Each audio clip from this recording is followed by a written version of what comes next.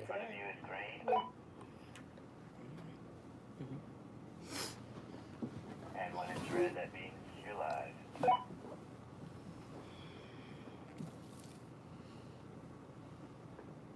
It was perfect how I had it, but that's okay.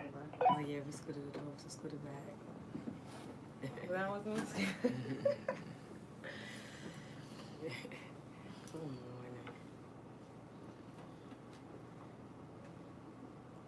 Hey.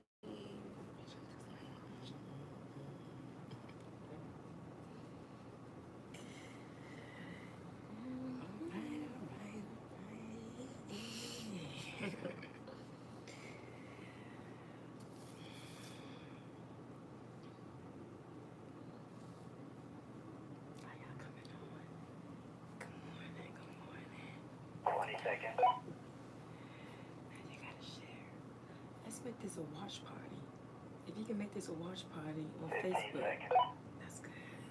10, 9, 8, 7, 6, 5, 4, 3, 2. Well, good morning. Good morning. Hey, great morning. Man, I promise Awesome you, morning. we are here. Yes. We are grateful. We are alive. It's another day Yep. because this is the day Yep, that the that Lord the Lord has has created. I made. And promise. we are what? We rejoicing. And we are Extremely glad. Yes. Hey, WBGR family, it's good to be here another week. We are grateful to our Facebook family. Hey, Good morning to everybody that's coming on. I see you all. Please just, leave a comment. Show some love. We are here. We are here into our YouTube family. Good morning to you all. You all saw, you heard the intro. This is Back to Basics, Eyes of Faith, radio broadcast with the bishop, The bishop. doctor, the teacher, reverend, mentor, pastor, motivational speaker. I mean, all of coach, those things, therapist. You heard him. Author. Okay. He is not here physically, but he is here spiritually. And we got to shout out the host of this broadcast, James E. Sturdivant. Good morning to Good morning, you. sir. Where he's currently, and we thank God for just what the Lord, he's doing some amazing things in the life of Pastor Sturdivant and Faith United Ministries, and God has placed a special anointing over him. And of course, as we stated, his ministry is international. It's not just local. Not just here. He travels the world, and he is currently home. He's in Lagos, Nigeria. Check him out. And let me just say this because I'm sure when he gets back, he's going to be, sharing some of the testimonies. But one of the things that I do appreciate my father, I was talking with him, and I said, I saw, you was doing your thing. He was like, yeah, that wasn't expected. I said, but you just have that special anointing. Whereas even if, it's not expected, you can go ahead and do what's being assigned or asked of you. He was like, daughter, this is one of the things that I live by. If you stay ready, You don't gotta get ready. you don't gotta get ready. I like it. If you stay ready, you don't gotta get ready. Cynthia Bolden says she can't hear anything. She can't hear nothing? Let's try to see if we can turn the volume up. If it's too on the other side, maybe. The up one. Yep, that's up. It's up? Yep. Can you hear Can you us? hear now? Can you hear Can me now? anybody else hear us on Facebook? Can y'all hear us? Just are they saying no? I got a I don't know. We just want to make sure before we move forward that you all can hear us on Facebook. Can anybody else just respond, letting us know? Oh yeah, They can't hear us. Okay. great. So so it's not us. It's not us. Okay, cool. Cynthia, come on. Get in a good area so you can hear us. And so that's one of the things that I really appreciate, and I see that as something that I want to also proceed with, as far as if you stay ready, you don't have to worry about getting ready. And that's something that should be purpose, whether it's in your spiritual walk, your personal walk, your finances. If you stay budgeted, you don't have to worry about, scrambling trying to pay bills, finding money. If you stay friendly, you get. So that's one of those things, and we was just laughing. She good? Is she good? I can hear. Great. There we go. Thank you. That's one of the things. But he's gonna come back. He'll be back the end of this week, and he'll be able to, share his personal testimonies. But God is doing some amazing things, and look out, because Faith United Ministries, Back to Basic Eyes of Faith Radio broadcast. We're doing some things. We've had some meetings, and there are some things that's going to be taking place this year with this ministry, with this broadcast, and we want you all to stay connected with us. Stay connected. We always tell you all to share, not just because it sounds good, but because we really want you all to share, because the things in the arena that we about to greatly enter in, we want you to be a part, and those that you're connected with to be a part. So while we're talking about it, please swipe right on Facebook, share this on YouTube, copy and paste this link and share it on your timeline. WBGR, you all are consistent in your support. Please share this. Make this a watch party on your Facebook page, because Pastor has instilled into myself and Stephanie, who are his cohorts and his co-hosts. He has instilled some things. We got something to say. So let me introduce the one that's on my left. Y'all know who she is. She is Steph the Best. .net.org. That's me. .com. .edu. The box of dots, because she's full of different types of flavors. She gives us just, some solid colors today, but she normally gives us some flavor, and you just really don't know what's going to happen. I mean, just like with the box of dots, you don't know what color you're going to pick. You never know what's going to happen, when you're talking with her. She's going to educate you all. Steph the Best LLC. Go ahead and say something to them, Steph. Good morning. What's up, WBGR? Hey, Facebook, YouTube. Guys, I'm so excited. The first dub. And I just can't hide it. I'm about to lose control, and I think I like it. Is that the words? I think that's the words. But yes, I hope you guys are ready to get out of control on this word. I'm telling you, we have to have this energy. You have to have this excitement for God's word, because I noticed, like, if I'm not feeling up to it and then I try to get into it, I don't receive nothing. Like, it just goes in one ear, out the other. But when I have that energy, when I'm looking for it, when I'm hungry for it, it makes a difference. So definitely, guys, get ready. We got something to say. Like Jenny said, Pastor's not here, but he definitely left us with something to say. He has instilled so much into us, and I'm so grateful. Shout out to him for seeing something in somebody like us who, we didn't know that this was our calling, but thank you so much, Pastor. I really, really appreciate it. I think he might be on the phone. Is he on the phone? Is he on the phone? Let's see. Press my line. I'm going to try to. Let me see. Is this it, Pastor? I hear his background. Pastor, you may have to turn. You hear me? I hear you. Yes, we hear you. Good morning. Good morning.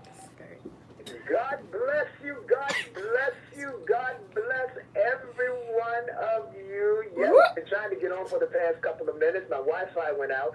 But I hear you all. Steph, I heard you giving me a shout out, because yes, I did see something in you guys. And, you all are my co-hosts and my cohorts. And I'm just excited about the job that you all are doing.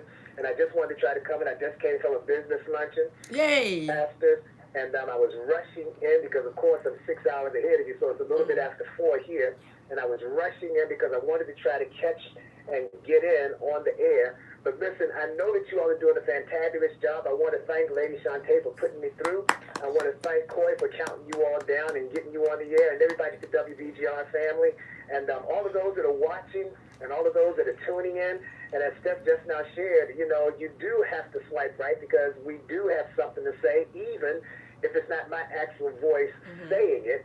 I know that I've spoken into you, Janice, and Steph's life so much, until you all are just giving what I'm giving in a millennial point of view. And mad shout out to you, Janice, for doing an excellent job at Faith United Ministries. Woo! Bringing the message on this past Sunday.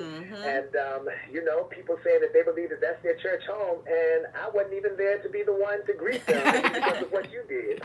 So I'm mad excited about you all and what you're doing, and I'm just very, very proud, very, very honored that you all are able to carry the work that the Lord has given me to do. Someone said, and rightfully so, that no man is a success that doesn't have a successor. And it's good that I can leave and go and do what the Lord has called me to do, and know that I'm leaving the ministry, leaving the work in great hands. So I'm going to be watching you all as much as it allows me to, because it's kind of going off and on around here. We got a little storm going on around this way. And so I wanted to try to catch in while I had a good little break and I could still see you and you all could hear me, and let you know that I know you're going to be doing something major, something great, and I'm looking forward to the teaching today. And I love you guys. Love you. I got to do what the Lord has called me to do. And yeah, Denise, thanks for shouting me out. Yeah. So thanks for shouting me out about my ministering the other day at the camp and doing that. Thank you so very, very much for putting me at ease so that I can do this. But I love you all. I love you. And, you know, I would go here while I'm over here and tell everybody they need to come on in the room. My Lord, you ought to come on in the room. You know, Jesus is my doctor, and he writes up all my scriptures. He gives me all of my medicine in the room. Listen, I love you. I got to go. I look forward to seeing you all real, real soon. Peace out. Hey, love you too, bye, Daddy. Bye-bye now. All right, bye-bye. That was great. I hope you guys heard all of that. Oh, man. See. That's when you know it's real love, when you can be on the other side of the world, contact, make connection, greet people. He misses being here in the studio, but please, you know, have no fear. He'll be back here. He'll be back here. He'll be back He'll here. be back Look at here. you dropping the bars since he's gone. You know. I'm just saying, it just flows, you know. I like it. So we're excited, and like Pastor said, you know, we got something slight to say. We're gonna give it to you. It's gonna be in the same vein we've been talking. Over the past couple of months, it's the same vein we've been talking, but we give different perspectives and give just a little bit more insight based off of our teaching. I see you, Lisa Chu. Is that Karen Hudson? Hey. Good morning to you. Now on YouTube, we can't see you unless you leave a comment. So if you leave a comment, then we can shout you out. And look, please, on Facebook, WBGR, I know that you all enjoy seeing Pastor, you know, and just because he's not here, like he said, he is watching. But please don't log off just because, you know, you don't see him physically here, because we really do have something to say. We do. And we're going to go ahead and say that, but before we do. Before you do that, to the right of me. To the right of you. Know who it is. She went from 3 names to 1. But Pastor mentioned it briefly. Janice, #Jossion, did a great job on Sunday. If you guys did not tune in on Facebook, if you're not local, or if you did not come to our service to hear her, girl, I got an anointing on you. Stop saying that. You got an anointing on you. I was like, had me go to the altar for a second. No, but for all jokes aside, she did a great job, and I'm so happy to be your friend, to be a part of your life, and to see your growth. Like it's an amazing thing to watch, and I'm happy because you know it's gonna wear off on me eventually, and then I'm gonna have like a word to say in the pulpit. I'm not there yet. You did. I'm gonna stay on the broadcast. I'm grateful that Pastor has asked me to be able to share. And it's nothing like sharing at home. You know what I mean? Like I've been grateful and been given the opportunities to go to other places, but when you're at home, it's something else. And to see the love that was given, to feel the love, you and said a word. Y'all heard that? I did that.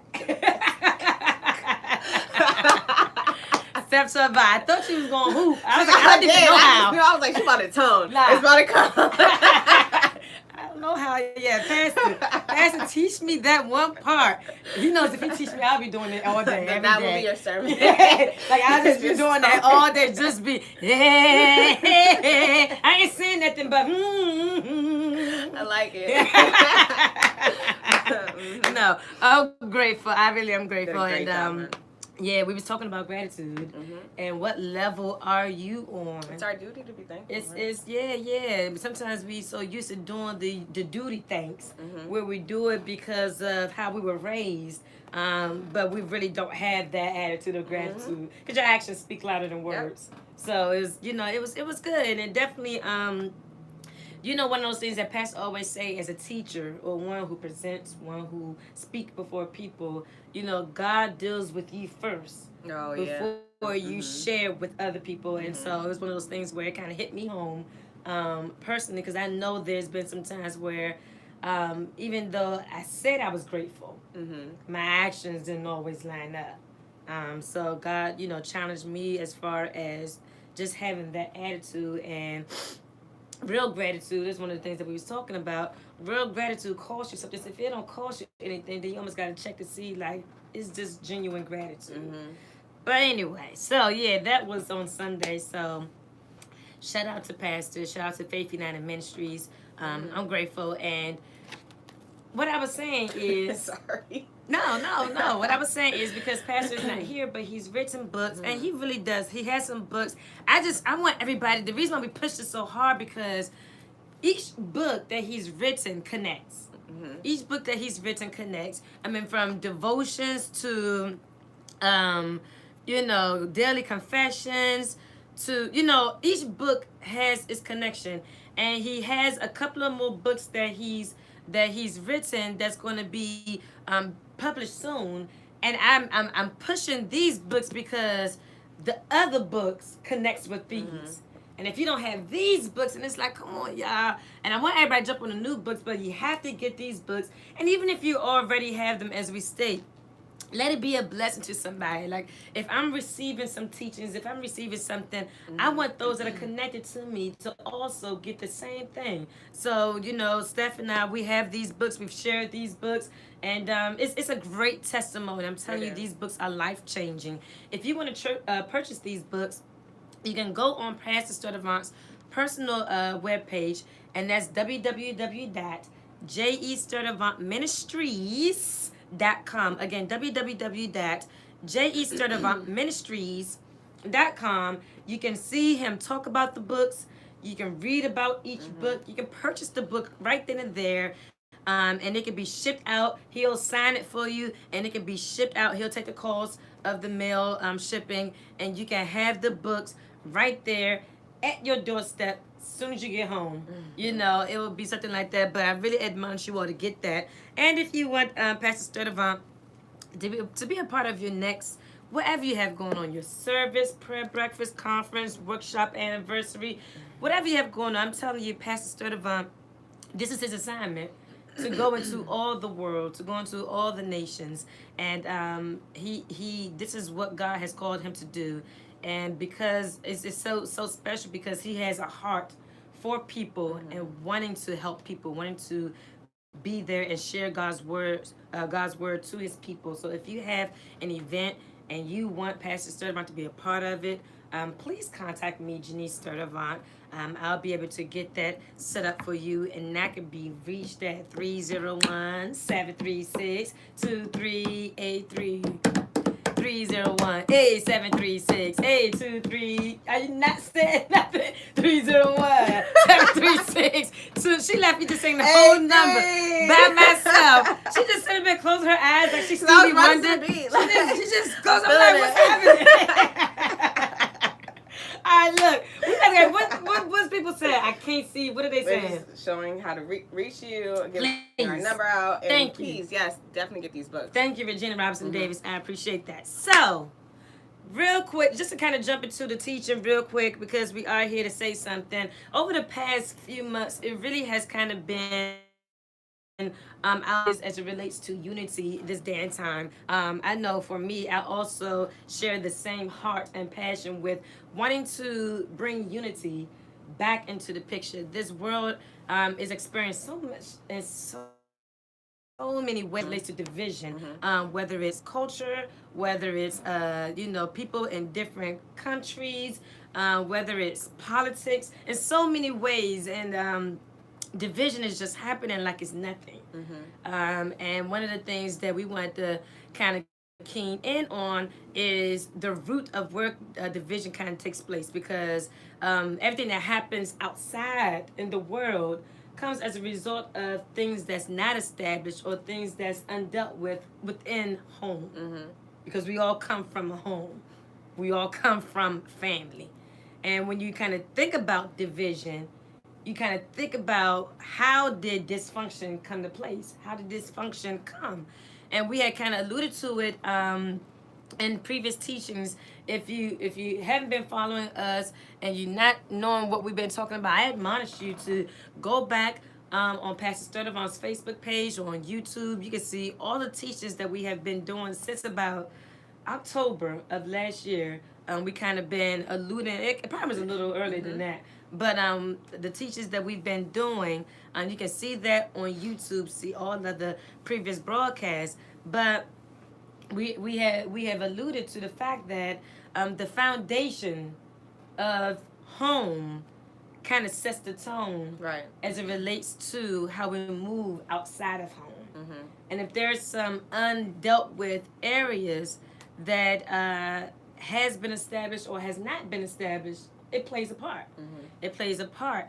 And we also had talked about how generations before us, previous generations, has had areas of dysfunctions. And if those areas have not been dealt with, then it goes and it continues in the next generation. Is what we kind of call in the spiritual realm generational curse. When there are undealt with spirits, there are undealt with issues from previous generations that continue to go from one generation to another. And one of the things that I know you and I was saying one time before, Steph, is how the generations before us, their generation, the way that they moved is completely opposite of how we're moving now. Because I know in the previous generations, you had your great-grandmothers, Big Mama, you had your mothers, your grandfathers, who kind of believed in the movement of keeping things private, not letting everybody know your business. Whatever happens in the family, let it stay amongst family. You don't want, people to know what's going on. You don't want people to know this issue that we have. It's not anybody's business as to what has happened. And that was the generations before us. But now, this generation, we kind of definitely just put everything all out there. For everybody. For everybody to see. I mean, your friends, the people that aren't your friends, followers who, just became followers yesterday. They're followers from all over the world, and we don't know how they became a follower, how they even knew your name was on Facebook, but they started following you. Everybody knows everybody's business this day and time. Social media has definitely played a part with that as it relates to seeing everything, people venting about everything, people snapping everything. Now everything is out, and so it kind of shows how things have changed with time. One, and how even though everything is out in the open, doesn't mean that things have changed as far as how they used to be. No, absolutely not. I mean, just because now we all see it, doesn't mean that things have changed. I definitely think it's all the same things happening. It's a cycle, like we had said before, but like you just stated, because now we have the outlet to put it out there on the internet or to, you know, just make it worldwide news when it's really not. Like we have the ability to do that, so it kind of has changed a lot. And from my perspective, it could either go two ways. It could either expose some truths that you did not know, and then like people can recognize it and like, you know what, hey, I know my mom's done this, my grandmother did this, and now I'm looking at my post, I'm doing the same thing. It could either go that way, which is very rare, or it could go the way of new entities coming into the curse. Like, so it's almost like the curse is manifesting, growing, and multiplying, and other things are being added to the original problem. And we have to be so careful, because I've noticed like what could have just been hypothetically a let's say like a pornography magazine type of curse, because it was only in magazines, it has now spread to not just magazines but the internet and videos, and then posting pictures of myself. Like, it's just, it could spread and grow nowadays of how we have the outlet to expose it. So you either have to kind of like try to control it and fix it, or it's just going to grow and expand. And that's kind of where I feel like our age group is at, where it's more so expanding and growing and becoming more negative than us having control over it. It's crazy, because each generation has had its share of things. You know, you've heard Pastor, you know, mention before, as it relates to, let's say, something that's, you know, real simple, like substance, like alcohol. You know, alcohol didn't just come into the picture this day and time. Right. Alcohol has been in the picture for many, many years. What they were drinking then, we're drinking now. Now the difference is that people are now just mixing all types of stuff with everything. It's not just alcohol by itself. It's alcohol, and then you got this drug, and then you got alcohol, this drug, and you got these pills, and then you have alcohol, this drug, pills, and then you got some other stuff that's being created. It's growing, and everything is just escalating. And if that's something, let's say, that your family deals with, like I know, and we had shared it, like our family have a history of substance abuse, whether it is alcohol, and if great grandmother never dealt with her issue, or uncle never dealt with his issue, then those repeated issues and patterns are going to continue to go from generation to generation to our generation. And if we don't deal with it in our generation, in our family, then when we have kids, our kids going to be dealing with the same thing. And one of the things that I do notice is that we are good for acknowledging what the issue is. Yep. we do great as far as taking that first step. Yes, I am a liar. I'm a liar. I've been doing it for a while now. I've been lying. I don't know why I continue to do it, but yeah, I'm a liar. We make these, you know, we do good as far as admitting, but we don't have no follow through after the admitting part. Right. We don't do anything else. We admit, this is my struggle. This is what I have. I have a hard time getting up, going to work. I'm not motivated as far as life, and I just don't feel like it. I'm telling you what my issue is, but then that's it. One of the things where it's like, how can you, after you expose, after you acknowledge, after you admit what your issue is, how can you change it from being an issue if you never do any follow-up or anything after you admit it? Because we confess our sins, as the Bible says. We make that confession, Lord, I've messed up. I've dropped the ball. But if I choose not to change my actions after I have confessed my sins, then I'm going to find myself keep on confessing the same sin every day. Because there's no change. There's nothing that comes from it. We expose it, but nothing happens as a result. And that's one of the things that we want to kind of talk about today with overcoming dysfunctional. It's one thing to admit that you had this dysfunction, but then the second thing is knowing what you have to do so that you can overcome, so that it won't continue to be a dysfunction, but you'll be able to function.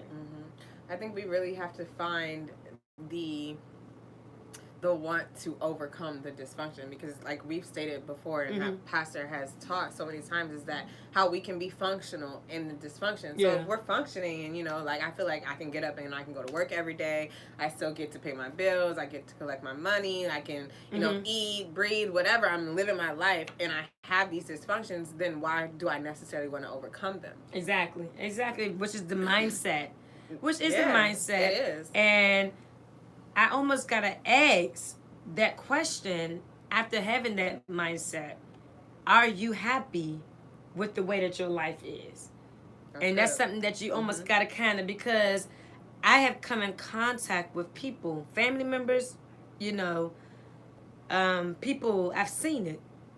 I've seen people moving and have been moving in their dysfunction for years. They've been moving in their dysfunction for years, so much so that I can see that you're not happy. You're content. You're comfortable because this is what you're familiar. But you're complaining about how nothing has changed. How everything, you're struggling all the time. You don't really see a light at the end of the tunnel, because you've been functioning dysfunctionally all these years. And you almost have to ask, are you happy with your life being the way that it is? I know I have purpose for myself. I'm not perfect by far, but I have purpose not to go back into that place of, I've been unhappy before. I know what that feels like. I've been in a dark, depressed state as a result of choices that I have made that I know I should not have made. I know I shouldn't have done certain things, and I've done certain things, and it brought about consequences that I didn't want to face. It put me in places where emotionally I was, you know, drained and tired and down. And I had purpose. A couple of years ago, I purpose, you know what, I don't ever want to be in that place. Mentally, emotionally, spiritually, I don't want to ever be in that place. So I have purpose to not only surround myself with positivity, but then also, you know, speak positive, do positive things for myself. Even if it kind of causes me to have lonely moments, even if it kind of causes me to be separate from other people, I'm okay with that, because my happiness depends on it. See, that's an attitude of, you know what, I don't want to keep on functioning dysfunctionally. If I can help it, then I want to try to do some things different. And like you said, it has to be a thing of a want. You can choose to do different whenever you're ready. It don't have to be whenever you're ready. It's your choice. If you choose to wait 10 more years and waste 10 more years of your life, that's your choice. And you can't blame anybody else. We all get the same 24 hours in a day. We all get the same 365 days in a year. We all get the same amount of time. We all get the same opportunities. It's your choice whether you choose to keep on operating dysfunctionally or you choose to do something different.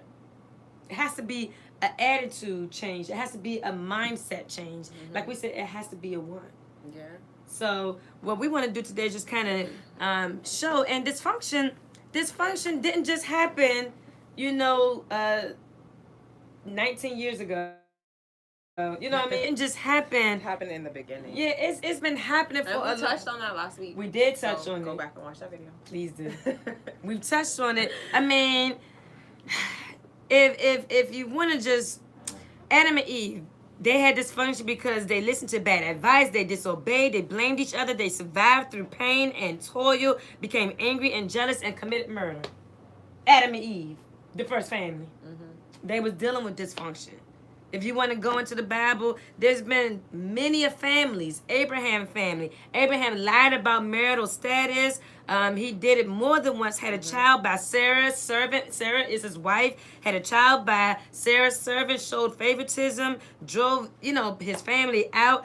I mean, it lied. It's Abraham's family. Dysfunction. David. I love David. Had several wives and concubines. Married, Michael for political reasons. He committed adultery. He arranged, for, somebody that was in his army. He arranged for them to be killed. Dysfunction. Dysfunction didn't just happen this day and time. No, yeah. It's been happening for years. And the crazy part is that the same dysfunctions from, listening to bad advice or being disobedient or, showing favoritism or lying. Those are the same dysfunctions we're dealing with now. Same, I'm sure if Abraham and David and Adam and Eve, were alive today, they probably trying to figure out why y'all still dealing with this. This still going on? This already. This is still happening? This day and time, y'all still doing what we was doing then? But that's what you call functioning with dysfunction. Yeah. We're still working and it's still happening. And I feel like sometimes what could be a dysfunction because we're so used to it and we're so accustomed to it and it's been in our family for so long and we've been seeing it happen that we might not even understand it's a dysfunction anymore at this point. So I'm going to make sure I take a look at like certain things that I do that I know that necessarily might not benefit my future or benefit me 100%, but it's okay for right now. And maybe that's a family dysfunction. I don't know. It's one of those, a lot of times when we move, all of us, it's not just women, it's women and men. We move based off of how we feel at the time. Right. Well, this is what I feel is best for me, so this is why I do it.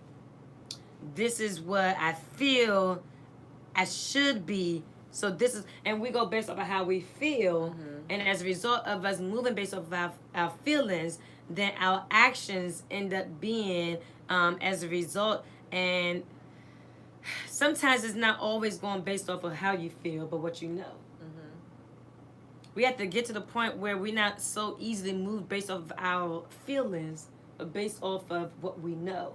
And if we don't know anything different, then we're going to keep on going based on how we feel. How do you get to know different? Whether it's just simple, doing something different. Whether it's reading the Bible, knowing that there can be changes when you choose to. Whether it's communicating with family.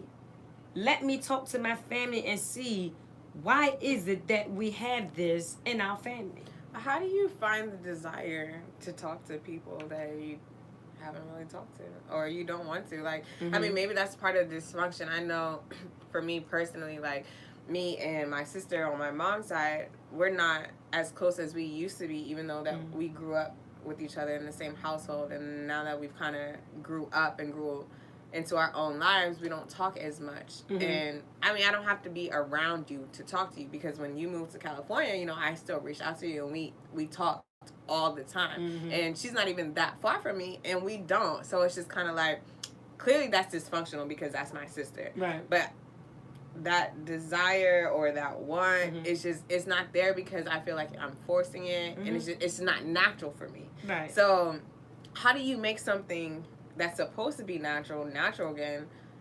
I don't know how to move. Like it's so hard and I want to reach out and like I want to call her, but then I call her and say what? Like I don't want to be fake or I don't know, it's difficult. Look, WBGR, Facebook family, I hope you all have shared right. And as we always state with you all, we like to make this a conversation. So even if you all left comments, we're making this a conversation, not just amongst us, but with you all as well. So we would love your feedback. We would love your comments in this conversation because as we stated in the beginning and Pastor stated, we're coming from a millennial perspective. And we always have to hear other perspectives because we don't know everything. Of course. We don't know everything. We don't even pretend like we would know everything. But as far as answering your question, I'm not a doctor or anything, so I can only give just my perspective. And it's not any. I think sometimes think we overthink and we think things are supposed to be like a huge thing to do, whereas as we just stated a couple of seconds ago, it's just pretty much just a choice. It's a choice to do. Either you choose to or you choose not to. I'll say there comes a time, I know, with relationships, you do kind of get weary when it doesn't seem like there's no change. Mm-hmm. I've had relationship woes. I've had relationship woes with my sisters, my sister as well, because we move different. We think different. As much as we are twins, and we shared, space in my mother's womb. I came out 2 minutes before her, and although we are twins, we're two different individuals. We have a lot of similarities, but we're still two different individuals. And there are things that I look at one way that my sister doesn't. There are certain things that she look at one way, and I don't. So we kind of have those things where it's like we kind of clash in some ways because where she is in her life right now is as a result of the choices that she has made. And where I am in my life right now is as a result of choices that I have made. There are times where we can be having a conversation and I may not agree with her perspective and vice versa. But what maturity kind of comes in, because it wasn't always at this point, but maturity kind of came in where it's just like, even if I don't agree where you're coming from, I may not agree with how you handle things. I may not agree with all of your choices. I may not even like it. You know what I mean? I may not like who you hang out with. I may not like, what you do and how you do it. I may not like the certain things. I mean, it's just like parents with children. Parents may not agree with half the stuff that children do on a regular basis. Because I agree with it, just because I don't like it, does not mean that I don't care or the love is out of the picture. And what brings that connection as far as that want is not because I like you or because I may not agree, because at the end of the day, I still love you. And even if it drains me to pick up the phone and call you because I already know what you're going to say and where you're coming from, or even if it irritates me because I already know midway in a conversation, you're probably going to say something and it's just going to be like, oh, Lord. But because I love you and because you are my family, I push my feelings aside because that's what love does. So it's not even nothing that's huge. It's just making a choice. And with dysfunction, it's about making a choice. When it's all said and done, it's choosing to communicate and ask questions even when you may not want to hear the answer. You may not know how to handle it, but at least I'm understanding, hey, Mom, how long has this been happening in our family? Like, why is this something that's still going on? Why are you still operating like this and you're my mother? You're supposed to be my example. And we saying that we want our family to be, you know what I mean, communication. Most dysfunctions come as a result of not communicating. We don't talk about certain things. We sweep it under the rug and just let time pass by. We don't actually deal with, this is a spirit. This is something that is being transferred. I had to have a conversation. Like, this is something that was transferred over my life, and it's unfair. Not that, that it's unfair that it's in my life, but it's unfair because you never took the time to tell me that this is something that you dealt with, and you see me struggling with it. We don't talk about it. We have to talk about it. We don't like to talk about certain things that we deal with. I was reading and was writing one of these things down. There's a difference between dysfunction and patterns. And I was like, oh, okay, this is something. Let me share with y'all Facebook, WBGR, YouTube. Look. So being dysfunction means to interact and live in unhealthy ways. You're being non-productive. You're not constructive. And such people are not supportive, although they intend to be. That's being dysfunction. Interacting and living in unhealthy ways. But then you got patterns. So I was like, what's the difference between dysfunction and patterns? Because patterns, are repeated things. Patterns is habitual ways people interact. And that can be good or bad. I mean, you can have dysfunctional patterns. You can have dysfunctional patterns. Repeated behavior. That makes a lot of sense, actually. I was like, huh. And so the reason why we have a lot of dysfunction is because it's patterns that we just continue to do. We keep repeating the same thing. When do we get to the point where Facebook, are y'all still there? Are y'all still there, Facebook? Can somebody give us some thumbs, some hearts, leave some comments, give us some insight. We want to hear from you all, WBGR, YouTube. Patterns. Family patterns. Family dysfunction. Patterns. And I think about it. I look at, my family, and I'm like, what are some of the patterns that we have within our family? One of the things that we used to do when we were all living under the same rule, the same house, one of the things that my parents did was we all ate dinner at the same time. That was a pattern that was established. We would come home, we'll do our homework, everybody, parents and kids, we would sit at the dinner table, we'll eat. Okay, that's what's up. But then when we start getting our own lives, things changed. And what I mean by own lives meaning having our own schedules. When we were being picked up from school, it was easier. Right. Good point. Exactly. It was easier to establish and keep the pattern when it wasn't our control. Because it was our parents picking us up from school. But when we kind of got out of our parents' schedule and had our own lives, pattern changed. I know. That pattern changed. And what's so crazy, I was trying to read. Can you read that for me? Does it? Says we can agree to disagree, but the key is peace. Being true to who you are will stand stronger than. I'm sorry. Yeah. I got cut Peace. off, Peace. I'm telling you, peace makes a major difference. It makes I do a lot of things because of peace. So I don't want to compromise my peace. So if I don't want to have certain people in my circle, or if I don't want to interact with certain people for the sake of peace, then that's my prerogative. Peace, I love that. Thank you so much for sharing that. Patterns can be established, but what ends up breaking patterns is a whole nother thing.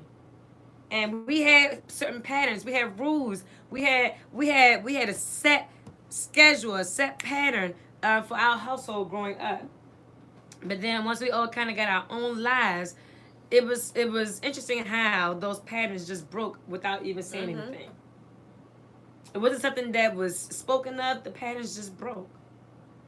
But one of the things that I do appreciate is, although certain patterns, is something so small and minor as far as eating dinner together when we was living. Now we're all adults, we don't even live under the same roof. But some of the things that we have established growing up is tradition. So even though we may not live together, there are certain things as a family that we actually set to do.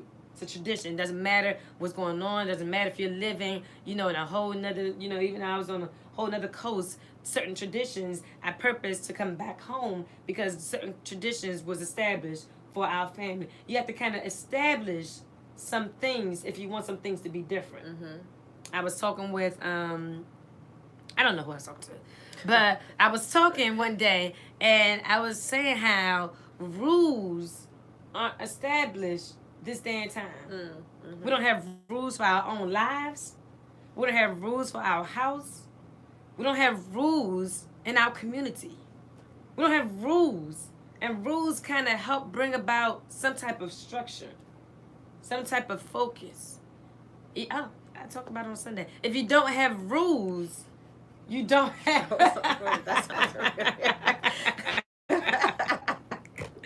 But also, I did share with the mentees I was working with. If you don't have rules, it kind of can easily bring about dysfunction. Mm-hmm.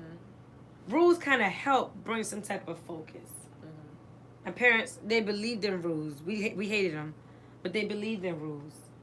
Now, just because you have rules, it does not eliminate dysfunction.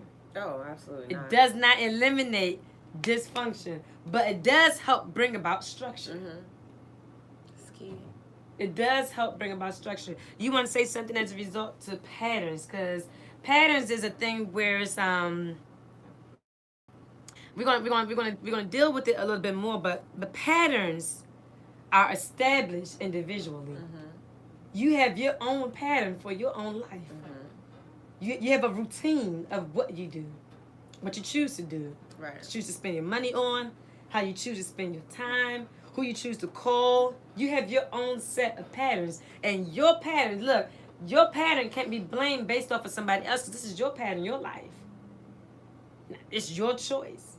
But what you gonna say as far as patterns? It's funny because growing up, I grew up with my grandmother for the most part for like my early ages in life, and I honestly I'm grateful. She did spoil me a little bit. Very. So I had a pattern of I could wake up, do what I wanted. She would treat me great, mm-hmm. feed me, then I go to sleep, whatever. I didn't have to work. No chores, no nothing. Like she took 100% care of me. I didn't have to do nothing but lay under her and just chill. Like that's what I had to do. So that was my pattern. Like I was used to people taking care of me. They would make my bed, they would cook me dinner, like everything was done for me.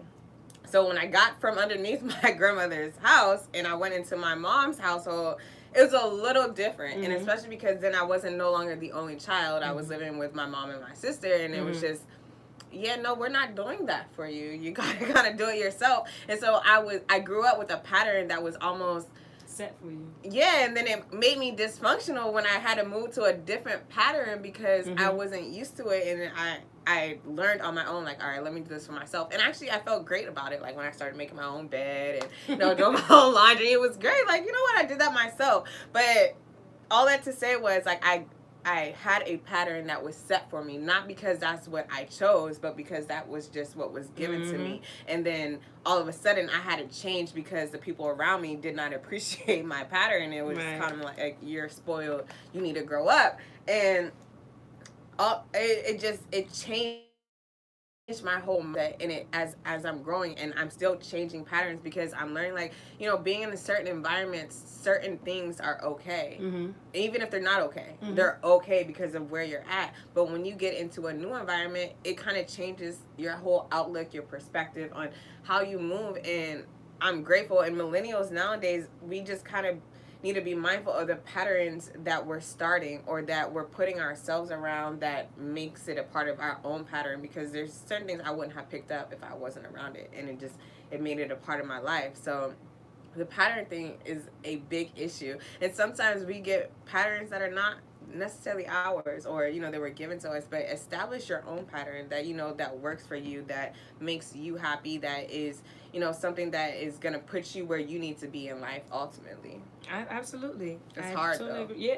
It's a rude awakening. It really is. And most times when you kind of think about pattern, the patterns that we establish comes as a result of how it makes us feel. Mm-hmm. What we get from it. The patterns that we set, we normally set them because of, this is comfortable for me. This is, what I'm accustomed to, mm-hmm. how I grew up. This is what I'm used to. And there's nothing wrong with having patterns. But the thing is, because as I stated before, patterns are, habitual ways people interact. Mm-hmm. And they can be good. It can be bad. There's nothing wrong with having patterns if they're good. Because it's like, okay, well, I have a pattern of going to church every Sunday. It's not No, pattern. Doesn't matter, Mm-hmm. you know, what's going on. Doesn't matter if it's a birthday celebration. It doesn't matter if, you know, there's, you know, something happening in the city on that same day. My pattern is every Sunday morning, I'm going to go to church and give God time for him. That's a pattern, no matter what. Was that always your pattern?